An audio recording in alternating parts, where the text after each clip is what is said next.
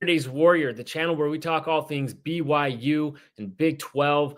Tonight we are doing our live reaction to the BYU game, with the wild ending against Arizona State. The two teams essentially playing for a spot to the Big 12 Conference Championship game, and it was quite a wild game. I'm going live. I said we'd keep going live after each of these, even with losses. I did not go on live right after the game. I did have some commitments tonight. I had to pause at halftime and came back, and I just finished watching. So for me, I am reacting in real time. Just finished, still digesting it all. I haven't even been on Twitter or anything to get caught up. But I can't imagine we're going to have a huge audience tonight because we're well after the game, and also it was a loss.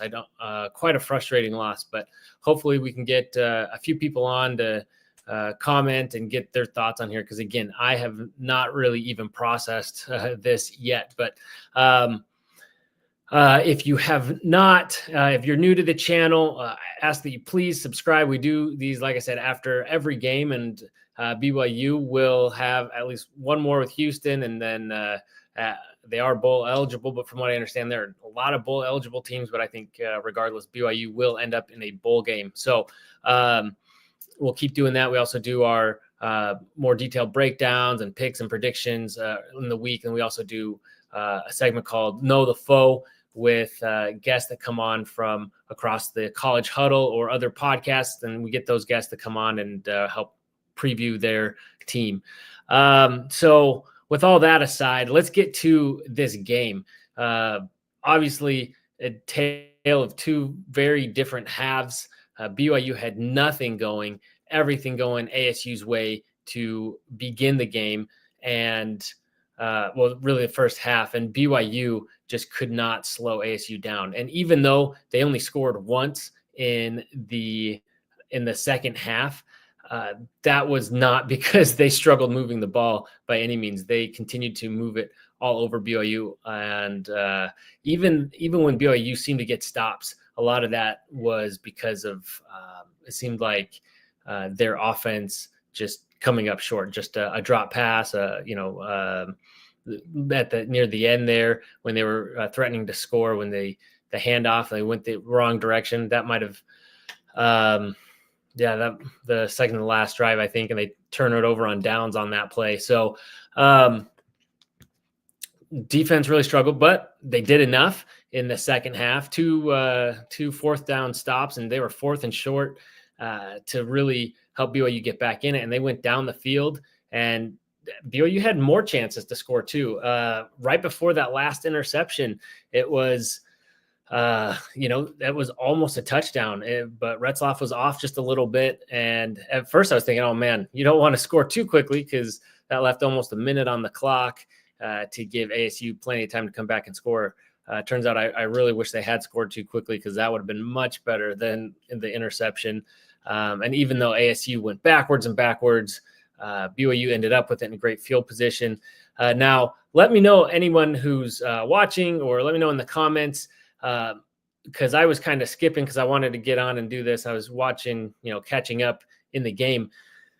I was confused at what happened with the call. Obviously, I understand there's still 1 second on the clock, but they did not call grounding on that. And also, how did ASU not get flagged for everyone storming the field? I think back to Utah when they kept storming the field and they got flagged for that one. And I really felt like, that seems like that should have been a penalty there, both of which would have put BYU in a much better position for that final throw, which, just came up a little bit short. So had they had better field position, not saying it would have happened, it was still a Hail Mary, but certainly would have put BYU in better position. But what a wild, weird ending to what was kind of a weird game. ASU looked very, very good. I've got to say, ASU,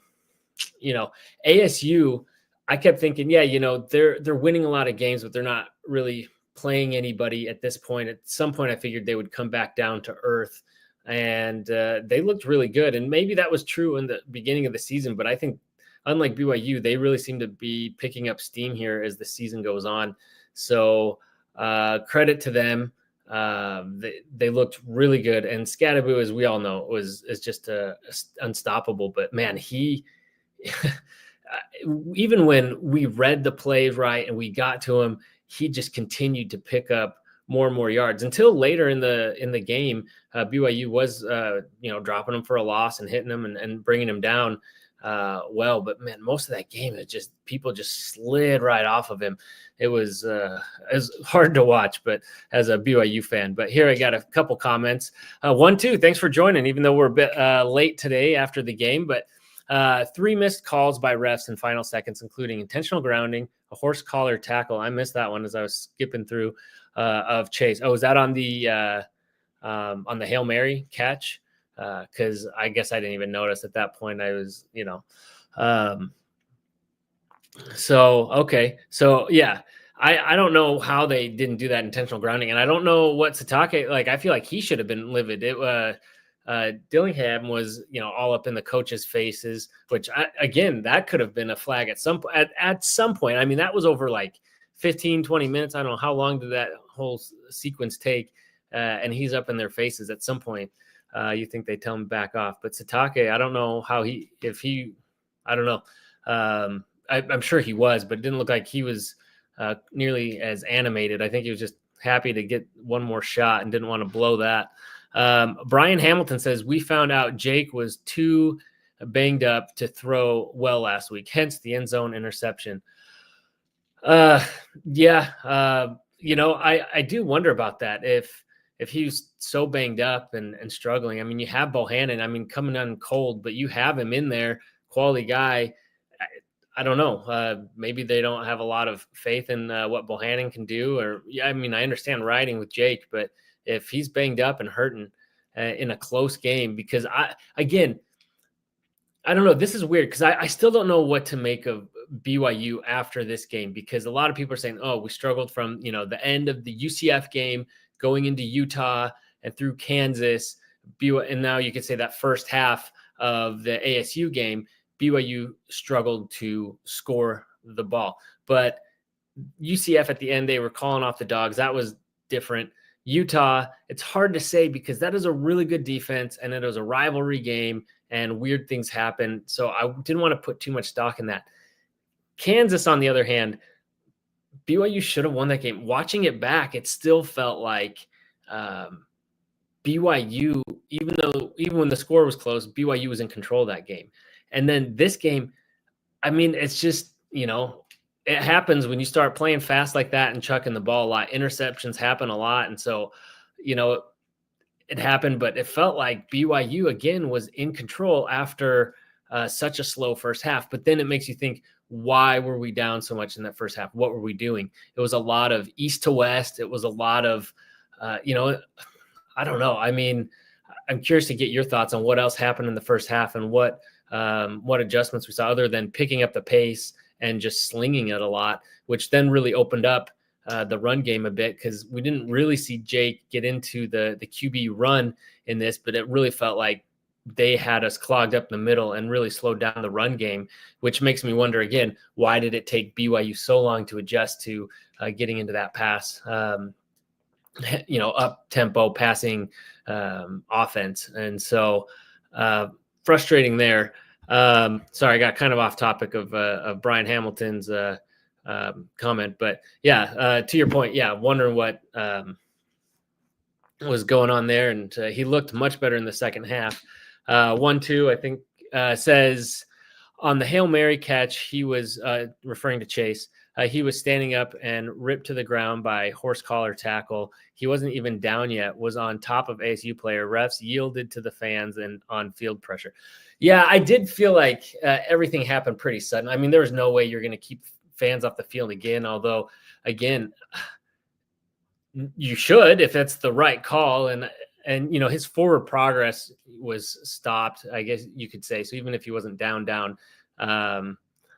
But yeah, if there was a horse collar, but of course I don't know if they saw that or what was happening, but because that would have been fantastic. Then you get another shot at it. Again, no guarantee, but hey, you want to stay alive as long as you can. We saw what happened with in the Utah game. So staying alive is key. Brian Hamilton says again, we learned Jake was this was was too banged up to throw well last week, hence the interception against Kansas. So where was Gary? Yeah, that's what, shades of Notre Dame. We could have won last week and let Jake heal up. Yeah, I do think if he was banged up and not doing well, I'm kind of curious to see what Bohannon could have done, because the offense was really stagnant. But also this Kansas team has just ripped off, was it 3 top 25 wins in a row, with ISU, BYU, then Colorado. I can't remember if it was ISU or that was 2 weeks before BYU. Either way, they've definitely turned it on, and I want to get into that in a minute, but let's finish talking about BYU here. 1-2 says, the reality is the Big 12 is a good conference with many solid teams. The sports media wants everyone to believe the parity is because they are no good. Yeah, it is definitely double speak, right? With SEC, it's because it's so deep. And then the Big 12, it's because everyone's so bad. It's really stupid. But again, it's all about, you got to win and keep yourself alive. And BYU had chances against both Kansas and now ASU. And so even though they've lost 2 and they've slowed down a little bit here at the end of the season, they had a chance in both those games and let it, I don't want to say let this one slip away, because they were coming back from behind, but what a bummer. BYU still technically alive, especially with the Colorado loss to Kansas tonight, which is just wild. And now I'm just looking at the score. Utah is making a game of it against ISU and is now down 3. So if they could just beat Iowa State and kind of simplify that race for us, I would really appreciate it. I know we don't like to root for Utah, but in this case, or really BYU getting into the conference championship game is a higher priority for me. And if Max Hall can get on board with rooting for Utah, if it helps BYU, then, so can I. That's my philosophy there. So that would be great. I'm terrible for the Big 12, but great for BYU. Kansas State has got, it looks like, under control with Cincy, which for BYU's sake would be better, but having the tiebreaker with Kansas State, BYU wins out. But if it becomes like a 3-way or 4-way tie at 3 losses, then who knows what'll happen. But BYU has to win against Houston next week, really. I think technically they don't. I think there's still a chance, but you just have to win. And I'm trying to look at any of these others. Texas Tech and Oklahoma State. Again, for any that are just joining, I had to pause at halftime. I just finished watching the game right before hopping on here, and so I'm just catching up on scores and action, throughout the day and everything, and digesting it now in real time. So anybody that knows how this is shaking out, let me know. I'm curious with the race, because again, I haven't been able to figure it out exactly if we have. Let's assume, because Colorado's going up against Oklahoma State next week and BYU is going up against Houston, both teams can take care of business. ASU, it is a rivalry game, but it's against another team that's been struggling in the Big 12 in Arizona. So let's say those 3 teams win out. How does that? And then ISU either loses to Utah or Kansas State next week.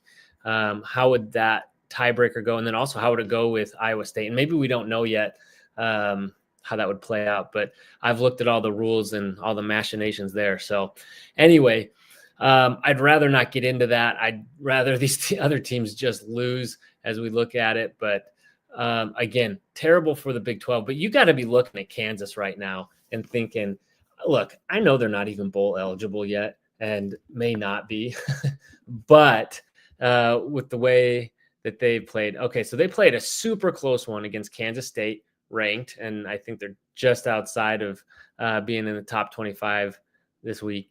Then they beat Iowa State, beat BYU, and then beat Colorado.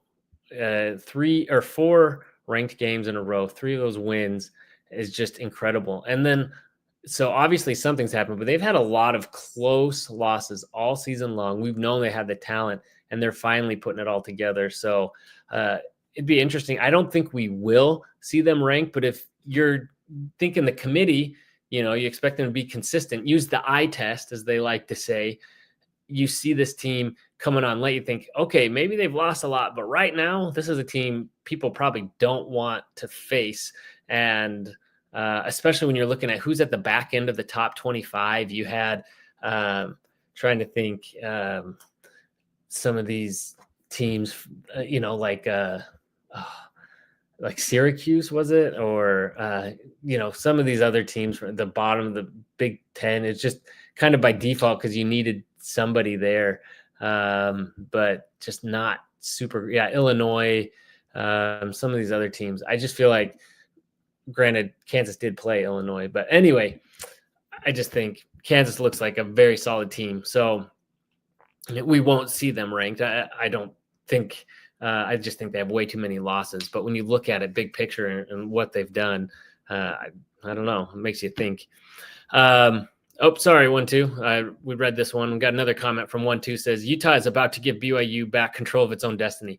Yes, if they could just beat Iowa State for us, that would be great. And then that would put a bitter taste in Utah's mouth. Oh, wow, you're not kidding. They went up. So they scored again, and now Iowa State trails late in the fourth to Utah. So excellent. Utah can be happy about that and keeping their chances at being bowl eligible alive while simultaneously helping BYU out. But what's the kicker this week is that so many things were falling BYU's way if they could just win. Again, with Colorado losing, but also in front of them, you had Ole Miss lose, which cleared out an SEC team in front of you. It looked like Miami. I mean, they were struggling against Wake Forest. They really turned it on in the fourth quarter. I have no idea. I moved on by the time it got to that. But SMU winning again, just another win, locked up a spot in the ACC championship game. I feel like there was a little bit more. Oh, Penn State, they were looking bad against Minnesota, pulled it out there late in the game. I would have loved to have seen Penn State lose that game. And then Indiana getting beat pretty thoroughly by Ohio State. Now, I grew up in Michigan. I'll never root for Ohio State, and it felt bad rooting for a team in Indiana that's kind of this unexpected, pleasant surprise. But in all honesty, this was probably the best case scenario from this game for BYU had BYU won. Now, they didn't, so I think it's kind of a moot point. And then Boise State pulling out a nail-biter against Wyoming. They've struggled the last couple weeks, so who knows what happens with them. But you really got to wonder at this point, will the Mountain West champion be ranked ahead of the Big 12 champion? I don't know. I don't know how many of you saw the coverage. I don't normally watch College Game Day. Happened upon it, watched just the small segment because they were talking about the playoff, and they pull up the graphic and they're saying all these teams from all these conferences that are still in the hunt. You have, who was it? 3 teams from the ACC, and then with the Big 12, it's just whoever wins the championship. They didn't even give anyone in the Big 12 a chance. And now with this weekend, with the Big 12 beating up on each other, it's going to only further drive that narrative, which goes to the points that we made earlier in this video, talking about how, they're going to say the parity is because the conference is bad. So, which just, I don't think is the case, and I don't think that's a fair assessment. So Boise State plays Oregon State, who's not been fantastic this season, but they were in a competitive match with Washington State last time I looked. So we'll see what happens there. But anyway, most important thing is just get into the conference championship and then hopefully win that and hope that things, work out. I'd rather get in to the playoff even without a bye than just not get in at all. So we will see what happens, but definitely a frustrating loss. It goes back to, I know we're going to hear a lot of complaints about A-Rod. Obviously, what the offense was doing in the second half was really great, but then makes you wonder, why did we adjust? Why did we take so long to adjust? Why were we doing things like when we couldn't slow them down, we get down and then we continue to just move slow, take time off the clock, and again, failing to come up with a touchdown at the end of a half, where those 4 points would have been very useful at the end of this game, would have definitely changed the dynamics of the second half as BYU was, obviously a lot of things would have played out differently. So I don't want to say that last drive, everything would have been the same, but the whole quarter just would have played out differently. So, and BYU would have been in a much stronger position. So, who knows? Woulda, coulda, shoulda, but just wish that BYU would have made some adjustments sooner in that first half and perhaps been able to come into the second half not down so much that it was more within reach. So anyway, curious to hear other people's thoughts on what went wrong with BYU in the first half, what changes they made in the second half. Obviously, they picked up the pace. There's a lot more passing. It was good to see Keelan Marion, JoJo Phillips seem to be two major components in today's offense. Obviously, one drop pass and then another just bad throw by Retzlaff that could have been a touchdown with JoJo Phillips. So a couple plays, but I think in that next year, we're not going to have Roberts or Lassiter. That is really good that those guys are stepping up because those are going to be our featured receivers in next year's offense. So good to see them stepping up and making big time plays. And Lassiter, man, speaking of Lassiter, what's with it? He's always got like a big drop in the first quarter, or his first target, and then he'll, kind of redeem himself with some big plays later. But at least he redeems himself usually, but it'd be nice if he just caught those in the first place and not just dropped them. But seems like you always got to get one out of the way. Man, look at this. Bama's down to Oklahoma too. Wasn't even thinking about that. Auburn is up on A&M. Who knows if they'll hold? But man, a lot of things looking at, good for the Big 12 if BYU especially, if they could have just won. Instead, floundered a couple opportunities 2 weeks in a row. So very frustrating, very disheartening. I don't even know. When BYU no longer controls its own destiny, it needs a lot of things to go well in order to still make it. But good news is they're not out. But ASU, it feels like, is in the driver's seat. So we really need Arizona to come out big next week and do us a solid. 1-2 says BYU run game was bizarre. It seemed like BYU running backs were playing with very low energy or maybe bad calls. They would fall apart, but barely being touched. Yeah, the run game really struggled. And I feel like tackles that LJ Martin normally can shake and pick up the extra yardage weren't really happening. And you contrast that with Scadaboo, who, man, people are just sliding off of him. And sometimes it was a great play and he'd get ahead of steam and he's hard to bring down. But sometimes they'd make contact with him, either like at the line of scrimmage or after just right there, a yard or two. And people would just slide off of him after making a great read. And he would just continue to go and go and go. So, he's a great player. We knew that. That's no surprise. But, geez, the tackling. And I feel like other teams have been able to, slow him down a little bit. But we just had none of that. And really, they didn't go. I haven't even looked at stats. Most of the time they weren't going too much through the air. But they definitely had a couple drives where they did. And BYU wasn't able to slow that down either. So it kind of seemed like they were able to have it in both the run and pass game. Let's see. Yeah, he threw for 247 yards. Again, those 2 red zone stops were huge. Well, I guess technically 3 red zone stops after the interception where they started, in their red zone where they weren't really trying to score, though. It's good when it does make you feel good, at least that BYU has confidence in their kicker, because teams struggle. I mean, I think back to those Boise State games. You remember the 7-6 game? I was at that one, and BYU had a couple goal line stops, and Boise State would not kick a field goal. They could not, and they were scared to. And they really paid for it. I think there was a game with TCU as well.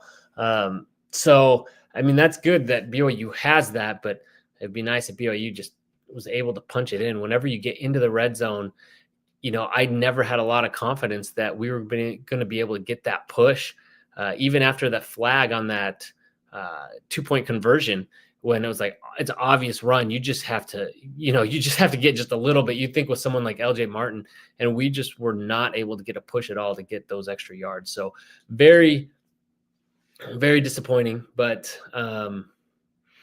anyway, so it is what it is at this point. Now we just have to really hope that things continue to go our way. Some good things have happened this week so far with other teams, but unfortunately BYU, the luck ran out.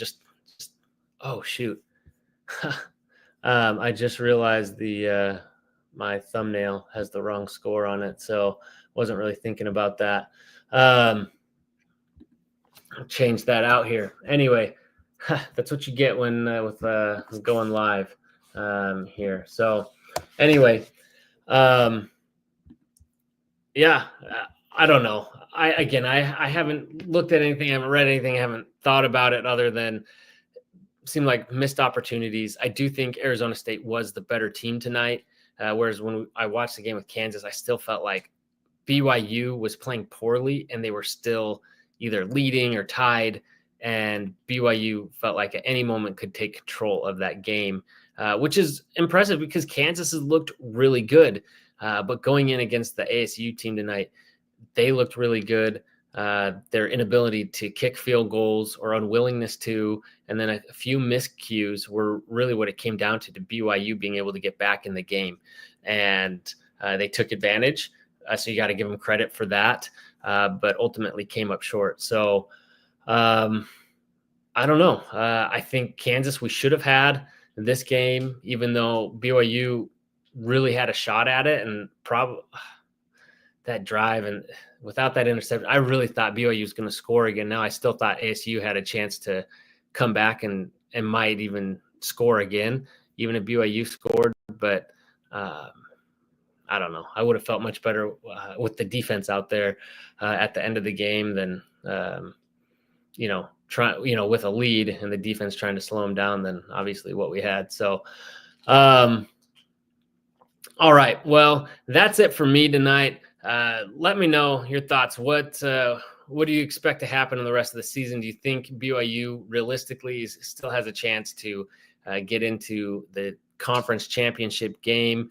And what do you expect to see happen? And what's going to happen with this offense? Are they going to figure it out? Is A-Rod going to make the changes, or what's happening there? And are we going to be able to figure out the run game? Seems like perhaps some of the shuffling around with the O-line has limited our run game perhaps a little bit, which if that's the case, that's not ideal, but it looks like BYU can adjust around it if we move fast. So we'll see. Anyway, thank you so much for watching. If you haven't already, please like the video and subscribe to the channel. We'll have more content this next week where we'll just dissect this game with hopefully a little bit more level-headedness and a little bit more analysis as we've had time to digest everything. And then we'll also have a video previewing the Houston matchup. So please subscribe. And as always, oh, wait, we got one more comment, 1-2 here as I'm trying to log off. I'll get to you. I appreciate it. No matter what happens, the season has already been a success. Hard to be too disappointed. Yeah, actually, before we log off, I do want to say that because I was thinking about this. Actually, I'll put your comment back up. I appreciate you saying this because this is what I've been saying this week. Like, in all honesty, we were hoping that BYU would be able to make it to a bowl game to start the season. Some people came out really with a lot of bravado, thinking that BYU would get to 8 wins. Well, guess what? They're at 9.